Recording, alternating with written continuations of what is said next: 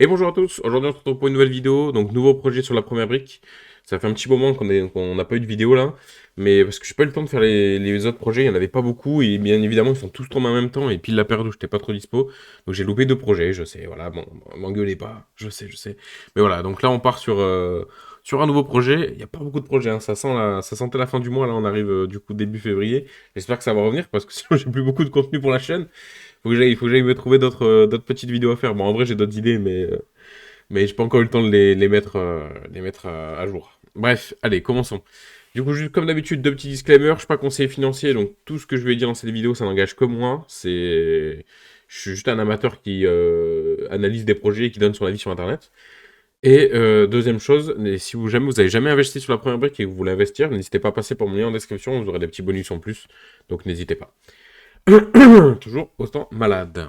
Je crois que je vais jamais y arriver, hein. Ça fait vraiment 2 mois quasiment que je suis malade. Alors, le Curium, c'est un projet un petit peu particulier. Donc, c'est à Relec-Carrion. C'est très proche de Brest. C'est dans le Finistère, du coup. Et en gros, c'est l'achat d'une maison d'habitation de 86 mètres carrés avec un jardin. En gros, ça fait un terrain de 785 mètres carrés. Et en gros, le but, c'est de diviser, donc garder la maison d'habitation avec le jardin. Et juste dans le jardin, on enlève 388 mètres carrés pour un terrain à bâtir. Donc après, les lots, ils seront vendus séparément. Donc 183 000 euros de collecte, 8 000 euros maximum. Autant vous dire que si vous n'êtes pas là dans les 5 premières minutes, c'est mort. 12% par an sur 18 mois max. 12%, n'oubliez pas que c'est beaucoup. Je vous rappelle une chose, et ça je le dis quasiment à chaque épisode, plus le taux est élevé, plus le risque est élevé. C'est le principe. Sinon, ils n'accepteraient pas ce taux-là, les emprunteurs, hein. Attention, on va revenir dessus. Donc, bon, bah, globalement, c'est ce petit terrain-là. Donc, on a la maison ici. J'imagine qu'on a des choses derrière ou quoi. On voit pas grand-chose, malheureusement, avec Google Maps. Mais voilà, c'est juste ici. C'est 10 rue Frédéric Joliot-Curie. Voilà. Donc, dans notre super ville de Relec-Carrion. C'est quoi ce nom de fou? Voilà. Allez, commençons l'analyse. Donc, du coup, Le Curium, hein, 18 minutes de Brest dans le département du Finistère. Ok, le projet consiste en l'achat d'une maison d'habitation, ça on a déjà vu. Donc, terrain de 785 mètres carrés dans le but d'y détacher un terrain de 388. Ok, très bien. Alors, là, on va revenir sur le premier défaut que j'ai trouvé. Cette opération vise un coût de revient de 246 000 euros et un chiffre d'affaires de 280 000 euros, dégageant ainsi une marge de 33 000 euros, soit 12% du chiffre d'affaires après financement. C'est très peu. C'est très très peu. Alors déjà, 33 000 euros, c'est peu, déjà de base. Ça laisse peu de marge d'erreur. Et 12%, c'est pas beaucoup de marge. 12%, c'est une petite marge. 12%, on a très peu de marge de négociation sur le prix des biens. Ça veut dire que si, imaginons, ils achètent et ils n'arrivent pas à vendre, donc ce qui vaudra le plus cher, le logement, qu'ils n'arrivent pas à le vendre, eh bien, ils seront obligés de le baisser de prix pour pouvoir le vendre. Et du coup, bah, la marge, elle est petite, parce qu'ils pourront pas baisser trop, sinon ils n'auront plus de marge. Donc, attention, attention à ça. Âgés de 37-36 ans, Audrey et Xavier comptent déjà à leur actif quelques opérations réalisées de type patrimonial. Ils se sont lancés dans le métier de marchand de biens à titre professionnel en 2025. Attention, porteurs de projets non expérimentés au marchandage de biens. Pas du tout. Ils viennent de commencer en 2025. Et on est en février. Donc il y a un mois d'expérience à la limite, quoi, c'est tout. Aujourd'hui, ils ont fait le choix de se tourner vers le crowdfunding immobilier. C'est une première fois pour eux. Nous sommes ravis de pouvoir les accompagner dans le cadre de cette opération. Attention, ils n'ont pas fait de marchandage de biens et ils peuvent déjà pas passer par une banque. Et ils sont obligés de passer par le crowdfunding avec 12% de taux d'intérêt. Attention, ça sent pas bon tout ça. Le financement participatif de la première brique, 183 000 euros, aux côtés de l'apport de nos porteurs de projet, Audrey et Xavier, 63 000 euros. Attention, gros apport, mais pas de banque. Pourquoi? Pourquoi on n'a pas de banque sur ce projet-là? Gros apport, 63 000 euros sur les 200 000 qu'on prête. Sur même pas 200 000 qu'on prête. Pourquoi? Pourquoi il y a autant d'apports et pas de banques qui suivent? Parce que bon, honnêtement, on est une banque, on doit financer un crédit de 200 000 euros et le mec nous donne 63 000 euros d'apport. Ah, ça passe facile, hein, ça passe. Pourquoi? Pourquoi ils peuvent pas prendre de banque? Alors sûrement que c'est parce qu'ils ont fait des projets comme vous l'avez vu, ils ont fait des projets de patrimonial, donc ils doivent avoir leur capacité d'emprunt au maximum, mais ça veut dire qu'ils sont endettés. Ça veut dire que c'est leur projet à côté. personnel, donc de patrimoniaux, là, est dans la merde, eh ben, ça va les mettre eux dans la merde et le projet dans la merde parce que leur marge est tellement petite. Attention, vraiment, moi, là, il y a que des red flags là, dans cette partie-là, hein. Donc, bon, bah, 1 euro à 8 000 euros maximum, taux de 12%. Donc 4 à 18 mois, pour une durée cible de 8 mois c'est quand même assez court, mais c'est vrai qu'il n'y a pas de travaux, donc dans l'idée c'est faisable. Le prêt sera remboursé in fine, donc comme d'habitude, l'investissement est garanti par une hypothèque de premier rang inscrite sur le foncier représentant 102% du montant collecté et des cautions personnelles de porteur de projet. 102%, attention, n'oubliez pas que c'est 102%. Mais si un jour on doit faire appel à la garantie premier rang, elle sera mise aux enchères du coup, la maison, et du coup il y a souvent une décote de 20 à 30%. Donc on n'est pas encore couvert à 100% si on prend net, on va dire. Et vu qu'on est payé qu'à la fin, bah, on prend un maximum de risques. Point fort.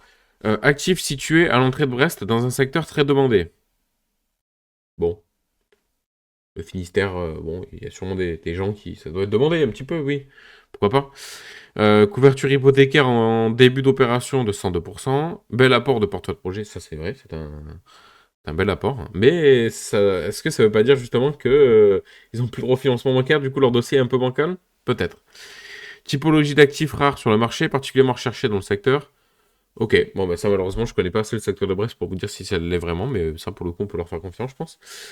Porteur de projet débutant, il possède l'expérience dans l'investissement immobilier et le suivi de travaux. Ok, mais du coup pas de marchandage de biens. Il faut pas oublier que c'est très bien de savoir faire de l'investissement immobilier, donc d'acheter et de faire des travaux et de les suivre, etc. Mais l'une des grosses parties du marchand de biens, c'est la revente. Et ça, ils en ont pas. Et la revente, c'est quand même très très important. Parce que c'est ça qui permet de finaliser le projet. Et des fois, c'est ça qui prend le plus de temps. Parce que les travaux, on arrive à trouver une durée déterminée, à peu près. Mais par contre, la vente, on n'en sait rien. S'il n'y a pas d'acheteur, il n'y a pas d'acheteur, hein. Pas de précommercialisation, bah voilà, pas de précommercialisation. Marché immobilier en pleine croissance sur les 5 dernières années, plus 39%. De plus, nos porteurs de projets ont déjà reçu plusieurs marques d'intérêt. Ok, bon, ils ont probablement déjà des futurs clients. Très bien, ça c'est un point fort pour le coup. Même s'il n'y a pas de pré-commercialisation. Mais bah, pour le coup, il n'y aura pas de travaux, donc la commercialisation peut rapidement commencer, quoi. Photo de la maison, ok, bon. Ça fait un peu vieux, la cuisine elle fait vraiment vieux, quoi. Mais bon, ouais, là, le papier peint, là, c'est difficile. Bon, je pense que de toute façon, le prix de sortie, il n'est pas énorme, hein, donc entre le terrain plus la maison... Après, je connais pas trop les prix sur Brest, on va regarder un peu en bas, normalement on a l'analyse des prix, mais bon, c'est vrai que bon... Bon, il y a un petit peu de travaux, mais c'est pas... Attention, c'est pas des trucs de fou. Quand je disais qu'il n'y a pas de travaux, c'est que vraiment il n'y a rien de fou. Il y a la démolition, voilà, c'est tout. La démolition, voilà. Donc, le foncier, 186 000 euros, enfin 186 100 euros. Ça, c'est ce qu'on paye en gros, nous, hein, clairement. Honoraire d'agence, 8 900 euros. Frais de notaire, 4 600 euros. Démolition de la véranda, 9 000 euros. Géomètre 4 000 euros, la première brique 33 000 euros, ok, bon, bah, donc prix de revient 246 000 euros comme on a dit, et donc ils vont vendre le terrain à bâtir 110 000 euros, et la maison mitoyenne T5, donc ça va, c'est pas mal quand même, 170 000 euros. Donc prix de vente 280 000 euros, marge en vente impôt 33 000 euros, et voilà, ça fait vraiment peu quoi, hein, c'est compliqué quand même, hein, putain. Moi j'y crois pas trop, j'avoue. Dans le cadre de l'opération, André Glazier signe un compromis de vente le 27 septembre 2024, par attention de financier situé, voilà, avec le prix du foncier maîtrisé à 199 000 euros, frais notaires et honoraires. Ok, donc ils ont déjà signé le compromis de vente depuis septembre.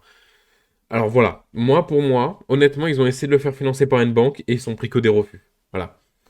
Depuis septembre, c'est-à-dire depuis septembre, ils n'ont pas trouvé un financement et on est là en février 2025, quasiment 5 mois après, et c'est toujours pas financé. Non, c'est pas bien, c'est pas bien. Pour moi, c'est pas bien. Voilà, c'est pas un bon projet. Voilà, c'est pas un bon projet.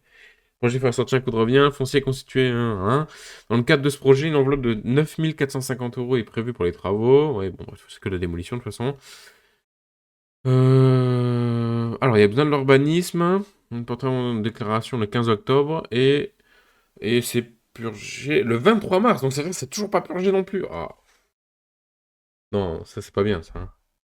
Pourquoi ils ont attendu le 15 octobre? Ah non, attends, ils l'ont déposé le 2. J'ai dit de la merde, attends. Ok, ils ont déposé le 2 octobre et ils l'ont obtenu le 15. Ok. J'ai été effectué avec un peu de délai et sera donc purgé le 23 mars auprès du service de l'urbanisme. Ok. Bon, en vrai, ça va, ils ont bien fait. Je dis de la merde parce que je me suis dit, putain, pourquoi ils ont attendu le 15? Pourquoi ils ont pas allé directement? Non, mais ça va, ça va, ça va. Ils ont bien fait. Programme développement chiffre d'affaires, voilà, donc pas de commercialisation. Proposé dans ce projet n'a pas démarré, donc voilà, ils n'ont pas fait de commercialisation. Ok, donc prix de sortie de la maison, 1977 euros du mètre carré, c'est pas très cher, mais tant mieux. Voilà, c'est ça qu'il fallait que je voulais absolument voir cette partie-là parce que je l'avais pas regardé à ma première lecture. On est dans les prix vraiment bas, mais c'est normal, c'est vieux, il y a de la rénovation à faire, enfin, il y a on va dire qu'il y a de la mise à niveau, on va dire. À ce niveau-là, c'est plus de la rénovation. Même si j'ai l'impression qu'il n'y a pas de gros travaux à prévoir, hein. Seulement de la petite rénovation pour se remettre au goût du jour. Quoi. Voilà. Prix du terrain, du coup, on est dans la moyenne, on est là entre le bas et le moyen. En vrai, ça va. Ça va, ça va. Juste dommage qu'on n'ait pas pu voir des visuels du terrain. Non, on n'a pas de visuel du terrain. Non, non, non, non, pas de visuel du terrain, malheureusement. Ok. Donc ça, c'est bon, ça, c'est bon. Ok, bon là, il nous montre un petit peu tout. Alors, les porteurs de projet. Audrey et Xavier. Xavier, bien qu'évoluant dans les secteurs différents, partage des compétences complémentaires. Ok. Audrey avec son expérience dans la gestion administrative. Ça d'un groupe des pattes, très bien, bon, on est ravis. Xavier, de son côté, dispose d'un solide expertise technique en tant que conducteur de travaux. Ça, c'est bien, par contre, ça, c'est très bien. Dans la gestion de projet, tout ça, ok, donc ça, c'est cool. Donc bon, dommage que les travaux, pour le coup, ça soit vraiment une toute petite partie du projet. Alors, historique du porteur de projet. Donc, ça, c'est les projets qu'ils ont fait pour eux. Rénovation d'appartement type T4, exploitation en colocation, ok. Immeuble de rapport, 4 appartements exploités par les porteurs. Ok, alors, c'est bien ce que je pensais. Ils ont fait du locatif, en gros, même si là, on a une marge, pas tout compris. Rénovation d'un appartement type T4, exploitation en colocation. Et pourquoi on a une marge, en fait, du coup? Parce que du coup, ils doivent avoir un loyer. Enfin, après, peut-être qu'ils l'ont revendu, hein. Voilà, ils ont fait du locatif, mais ils n'ont pas fait beaucoup de ventes, on va dire. Donc, soit ils en ont fait une, là, on est sûr de rien, soit ils en ont fait zéro. Donc, effectivement, c'est un peu limite. Par contre, effectivement, c'est cool que le monsieur, du coup, et la dame aient un petit peu l'expérience dans les secteurs séparés, et du coup, qui se complètent un minimum dans la gestion de projet. Donc là, j'imagine qu'ils ont fait une SAS, du coup, voilà, ils ont fait une SAS qui est détenue à 100% par le duo. Et du coup, ils vont se lancer en professionnel parce qu'ils ont fait en nom propre actuellement, j'imagine. Donc, c'est très bien. En vrai, ça, c'est typiquement le genre de projet que ferait un nouvel investisseur. Voilà. Un coût de revient pas très cher parce qu'on n'a pas beaucoup d'apports. Un chiffre d'affaires petit. Mais là, je sais pas si vous vous rendez compte qu'on a quasiment le même chiffre d'affaires. On a, je sais combien de chiffre d'affaires? Je suis désolé, je reviens un peu là-dessus, mais en vrai, c'est important de se rendre compte. Là, il y a 33 000 euros. Il y a seulement 10 000 euros d'écart de chiffre d'affaires entre ce projet-là, qu'ils ont fait à Saint-Paul, et le projet qu'on finance nous. Mais sauf que le coût de revient, au lieu d'être à 100 000, il est à plus de 200 000 euros. Voilà. En fait, vous voyez là, par exemple, là, on aurait montré ce genre de marge-là sur un projet comme ça, j'aurais dit oui. Parce que là, en termes de pourcentage, elle est beaucoup plus importante, la marge. Alors que sur le projet qu'on nous demande de financer, elle est beaucoup moins. Par contre, voilà, moi je pense qu'effectivement ils ont atteint leur limite de prêt bancaire. Ils peuvent plus en obtenir. Du coup, ils passent par ici. Moi j'encourage à fond leur projet parce que je trouve ça incroyable de pouvoir le faire et j'espère un jour avoir moi-même la capacité financière de pouvoir me lancer dans soit le marchand de biens, au moins dans du locatif. En tout cas, c'est ce qui est prévu dans les futures années. Mais après, on ne sait jamais de quoi est fait demain. Mais en tout cas, je suis très content pour eux que ça évolue. Juste là, on arrive avec un projet qui ne manque de garantie, qui manque de garantie, qui manque de marge et qui est trop limite. En fait, ça se voit que c'est pas un projet qui est fait pour du crowdfunding immobilier. C'est fait pour du levier bancaire. En fait, on devrait avoir un 3-4% dessus, pas un 12%. Parce que du coup, la marge, elle est toute petite. Et là, ils font juste ça pour pouvoir se valider une nouvelle opération, re-engranger des fonds, pardon, excusez-moi, des nouveaux fonds avec à revendre pour se rembourser. Enfin, ils vont se rembourser les 60 000 euros qu'ils ont mis, vous inquiétez pas, hein, plus les 20 000 euros de marge. Et voilà, du coup, et pour lancer le côté un peu professionnel. C'est très bien, mais ça se voit que c'est pas fait pour du crowdfunding. Ça se voit que la marge était calculée de base pour du pré IMO de base. Mais là, ils ont pas réussi à le faire financer. Sinon, ils n'auraient pas attendu 5 mois pour se faire financer sur du crowdfunding, vous inquiétez pas, hein. Donc, caution personnelle, eh ben, pour le coup, malheureusement, ils sont endettés. Donc, pour moi, ça vaut rien. Parce qu'ils ont déjà leur dette personnelle. Hypothèque de premier rang qui couvre 100% brut, on va dire, et net, on va dire que 72%. En étant pessimiste. Voilà, parce que ça, en vrai, ça pourrait être plutôt aux alentours des 80%, mais en étant pessimiste, 72%. Donc, pour moi, c'est très simple. Ah, attendez, je vous dis des bêtises. Attendez, je suis en train de voir autre chose là. Alors, le bien était construit. Ah non, non, bah non, non. Non, non. J'ai cru qu'il y avait. En fait, j'ai cru qu'avec. Il y avait deux. Il y avait deux lots. J'ai cru qu'en fait, ils avaient mis une hypothèque sur autre chose en même temps, mais pas du tout en fait. Non, non, non. Invitation de tuteur 3. Non, non, non, non, non, bah non. Non, non, c'est bon, j'ai rien dit. J'ai cru que j'avais mal lu, mais non, non. Et du coup, en gros, là, ils nous font le calcul avec un. Avec, quand ce sera divisé, on sera couvert à 153%. Mais bon, du coup.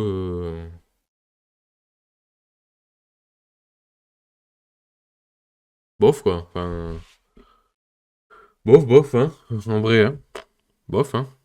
Enfin, 153%, mais c'est si on vend au prix auquel on a prévu, mais ça veut rien dire, ça, c'est impossible. On peut pas savoir. Là, pour le coup, je trouve ça vachement optimiste, quoi. Voilà, bah, du coup, c'est un peu léger. Voilà, c'est une hypothèque de premier rang, voilà, immobilier considéré, voilà. Oui, du coup, on a une hypothèque de premier rang sur le bien en particulier, si je dis pas de bêtises, hein, du coup, c'est ça, c'est 10 rue Frédéric Joliot-Curie, oui, c'est ça. Du coup, voilà, bon, bah, voilà, ce que je vous dise, vous avez mon avis. Du coup, bon, bah voilà, durer 6-8 mois. En vrai, c'est faisable. Il y a très peu de travaux. Je pense qu'il y a même pas un mois de travaux. Euh, bon, pourquoi pas? Pourquoi pas? En vrai, pourquoi pas? Ceux qui ont envie d'investir, investissez. Mais honnêtement, moi, ce sera sans moi. Voilà, moi, je le sens pas trop. Trop peu d'expérience, trop peu de garantie et marge trop petite. Voilà, c'est trop dangereux. Moi, je vise 20% de marge, allez, 18-20% de marge minimum et après 25, ça commence à être intéressant. Voilà. Et là, non, c'est trop peu. Là, on prend trop de risques pour pas grand-chose. Puis, ils seront dans l'incapacité de nous rembourser dans tous les cas, c'est sûr. Ils doivent être endettés jusqu'à la moelle, là. Donc, et ce qui n'est pas, attention, ce qui n'est pas une mauvaise chose, hein, parce que si les projets qu'ils ont fait ont fonctionné et payent bien, bah, tant mieux pour eux. Heureusement qu'ils sont, enfin, tant mieux qu'ils sont endettés. Ils se font de l'argent. Mais voilà, là, non, là, c'est trop dangereux pour nous. Moi, je suis pas là-dedans. Bon, bah écoutez, merci de m'avoir écouté. Je vous souhaite à tous une très bonne journée et à bientôt pour une nouvelle analyse.